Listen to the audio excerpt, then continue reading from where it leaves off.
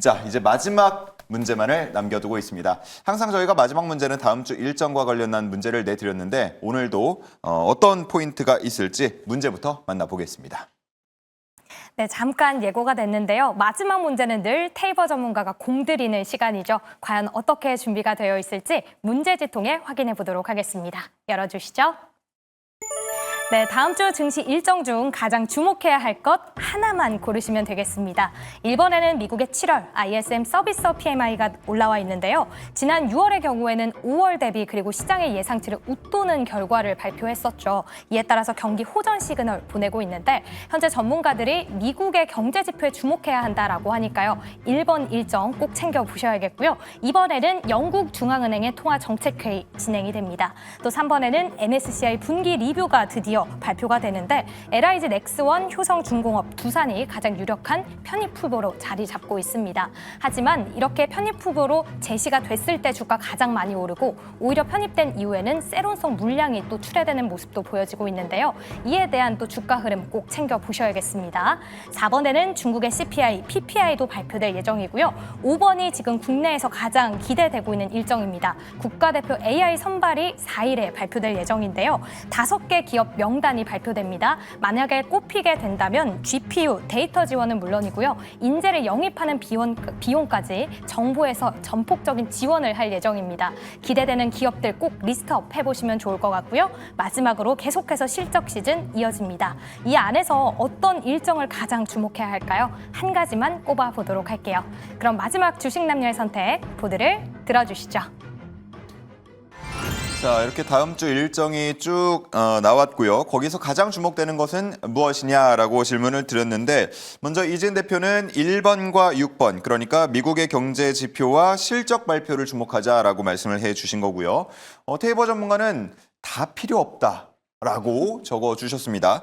늘 이 문제와 관련해서 다음 주 일정과 관련된 문제와 관련해서는 여러 가지 포인트를 짚어주셨었는데 오늘만큼은 다 필요 없다라고 적어주셔서 어떤 내용일지 궁금합니다. 무슨 의미입니까?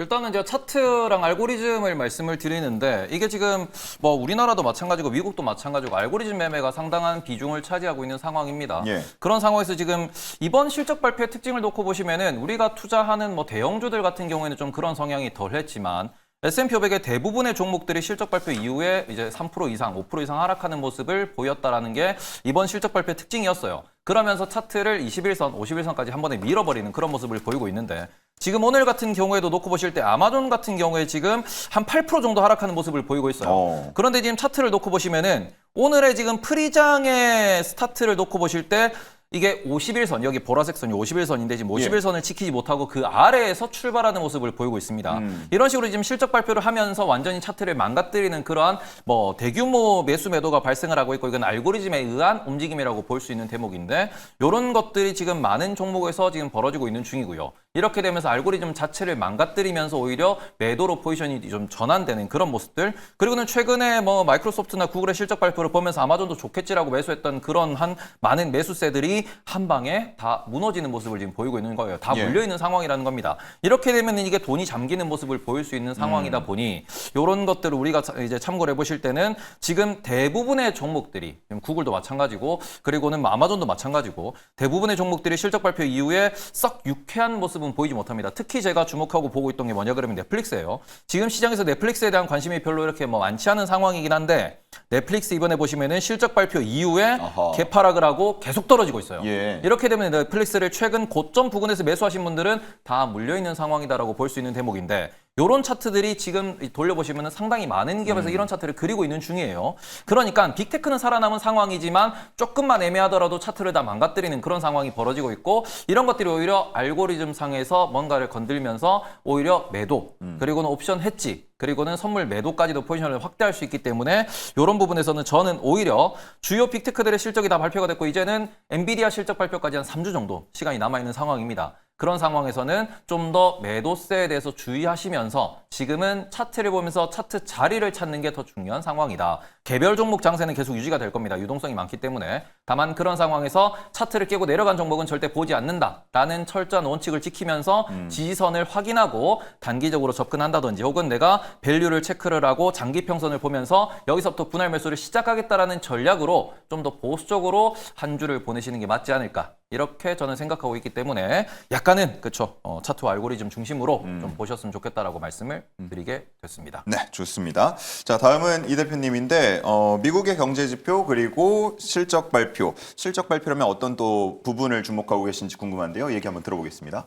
네, 일단 미국의 경제 지표는 어저께 미국 시장을 봤을 때 지금 우리가 실적 발표, M7 기업들 실적 발표에서 계속해서 캐펙스 투자에 대한 부분들도 이야기를 하고 있고 한데도 그렇게 막 효과가 지금 미국 증시에서는 별로 없는 것 같아요. 오히려 관세 그리고 미국의 금리 인하에 대한 기대감이 후퇴되는 부분에 있어서 좀 더 영향력을 많이 투자자들의 심리가 받고 있는 것 같아서 이와 관련돼서 지표 일정 하나하나 나올 때마다 지금 분위기에서는 좀 민감하게 반응할 수 있는 가능성이 있지 않을까라고 보고 있고요. 예. 이번에 PC도 예상을 상회를 했고 지금 시장 자체가 계속해서 지표 관련돼서 보다 보면 9월 달에도 금리 인하가 좀 쉽지 않을 거라고 보고 있고 여전히 데이터에 의존한다는 이야기 나왔는데 데이터상으로는 금리 인하가 오히려 할 수 있는 가능성이 더 없어지는 부분들이 있기 때문에 예. 이와 관련돼서 시장의 반응을 좀 봐야 되지 않을까라고 생각이 들었고요. 우리나라 증시도 상당 부분 특히 빅테크 기업들은 연동이 많이 되는데 실적 발표 잘 나왔고 실적 발표 있는데도 불구하고 예전만큼 거론도 많이 되지는 않았던 것 같아요. 그래서 글로벌 매크로 환경에 좀 더 집중하는 그런 시장의 분위기가 형성이 되지 않았나라고 생각이 들어서 1번을 한번 골라봤고요.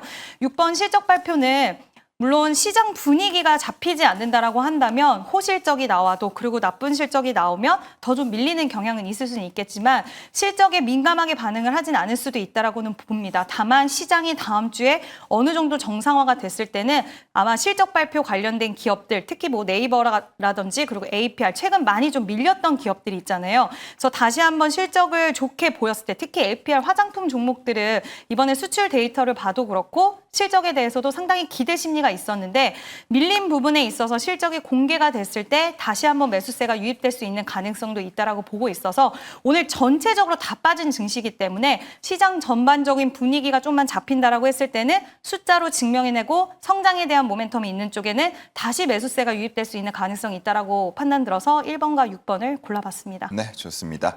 자, 이렇게 4번 문제까지 풀어보면서 오늘 시장 정리를 해봤고